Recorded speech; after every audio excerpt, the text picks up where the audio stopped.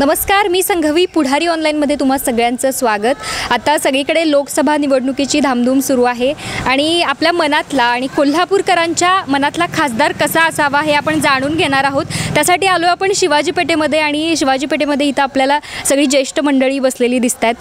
तर काका काय सांगाल की आपल्या मनातला खासदार कसा आहे किंवा कसा असायला पाहिजे? मनातला खासदार असा पाहिजे की शक्यतो एक 15 दिवसातनं महिन्यातनं प्रत्येक भागातनं चक्कर टाकावी आणि बाबा कुठं काम तटलं आहे आणि असं पडलं आहे का, उकरून पडलं आहे किंवा त्याचं काही झालेलं नाही अजून, ह्याच्यावर कधीच विचार केलेला नाही। दुसरं पाण्याची बोंब चालू आहे, पाण्यासाठी बाबा माणसं ओरडतात, तर त्याच्यासाठी उगाच आमच्यातले कार्यकर्ते जातात, भांडतात, नाही येतात, गप बसतात। कोल्हापूरच्या कोणत्या अशा मूलभूत समस्या आहेत की ज्या भावी खासदार जो असेल त्यांनी त्या सोडवायला पाहिजेत, असा कोणता प्रश्न? पहिली मोठी समस्या म्हणजे पाण्याची आहे। पाण्याची होय, थेट पाईपलाईन आल्या पण कुठं काय दिसतच नाही। त्याच्यावर काय म्हणजे थेट पाईपलाईन जोडल्या, कुठं कळंब्यात सोडल्या का रंकाळ्यात सोडल्या काय समजत नाही। रंकाळ्याचं पाणी काय पिण्याला लायक नाही आहे आणि नदीत काय आता बघण्याचा अर्थ नाही, बघाय बी नको असे त्या नदीचे तरा झालेले आहे। संसदेत मानणारा आता हाय तो खासदार तेवढाच निघाला। याच्या अगोदर खासदार एवढी कधी मानलं नव्हतं त्याने, हे मानलं, निधी आणला। आता तो निधी आणला जो खाली कसं राबी तर काय ते त्याच्यावर नियोजन ठेवायला पाहिजे। अभ्यास काय आहे का नाही माहिती नाही माहिती। आता कोल्हापूरच्या कोणत्या समस्या आहेत की त्या आता ह्या पुढच्या भावी खासदारांकडून व्हायला हव्यात? पहिली पाणी समस्या द्यायलाच पाहिजे। 4 तास पाणी येईना, खरं ते भरपूर पाणी भरावं। ते काही कुठं 24 तास आहे, कुठं 2 तास आहे, कुठं 3 तास आहे, असंच पाण्याचं आहे। इथं काही महिला सुद्धा आहेत, त्यांना पण आपण विचारूयात की तुमच्या मनातला खासदार कसा आहे, कसा असायला पाहिजे असं वाटतं तुम्हाला? खासदार चांगला असायला पाहिजे।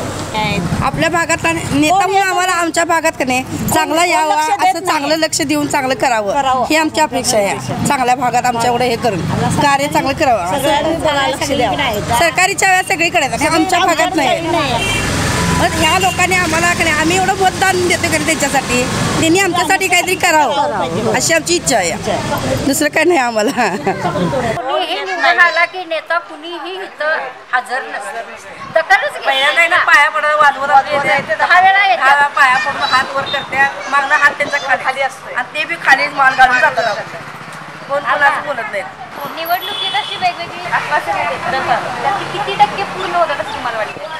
आमच्या भागात तरी 1% सर्व पूर्ण करतो, ते बी आणि पुढं काहीतरी असतं का नाही तेवढ्या पुरतं आपलं लावला जेव्हा करून जातं आपलं तेवढं तुम्हाला सांगू, जर काय तुम्ही मंडळाचा म्हणा किंवा पालखी सोहळा जर असला तर एकालाकडे 10, 12, 15 जण असतात बघा स्वच्छता करायला, पण अशा वेळेला कोणी नसतं। इतर वेळेला कोण नाही, कार्यक्रम काय पालखी सोहळा आता रस्ते करून किती वर्ष झाले हे सांगा की, किती वर्ष झाली रस्ते करून? आम्ही स्वतः पोरांची लग्न आली, पोरांची पोरं व्हायला तर रस्ते नाहीत कधी नाही।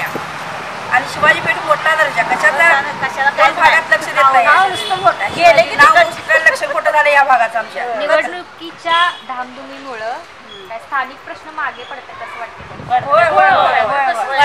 मागे पडत असते, एवढा पुरतं सगळं होतं आणि नंतर लक्ष देत नाही। 15 सगळं तुमची कामं करतो, सगळे करतो म्हणजे शिक्क बसली लक्ष पण देत नाही। त्यांना खुर्ची मिळाली की झालं नाही नावालाच तिला केबलचे पैसे द्यायला लागतात आम्हाला, खरंच की बघायलाच करत नाही। आणि ते आणि नवीन चायगल आणि करून त्याला 50 भरा, त्याला 40 भरा, त्याला हे करा, 200 रुपये भाग त्याला तर 600 रुपये काय म्हणतात की हात मी गेला तर झालं सगळं। आता जे तुम्ही मतदान करणार ते कुणाला करणार? योग्य माणसालाच करणार आहे, बघा की करणार त्यालाच करणार आहे खरोखर जे योग्य वाटतं आणि आमच्या भागात भागात करत असं आम्ही विचारून देणार मतदान। नाही मतदान आम्हाला त्याला मतदान आता करणार आहे, असं करणार आहे, बघा आम्ही असंच करणार आहे। त्यांनी आमचं लक्ष द्यायला पाहिजे इकडं सगळ्याकडं। ताज्या बातम्या आणि अपडेट मिळवण्यासाठी पुढारी ऑनलाईन या यूट्यूब चॅनलला सबस्क्राईब करा। त्याचबरोबर नोटिफिकेशन मिळवण्यासाठी बेल आयकॉनवर क्लिक करा।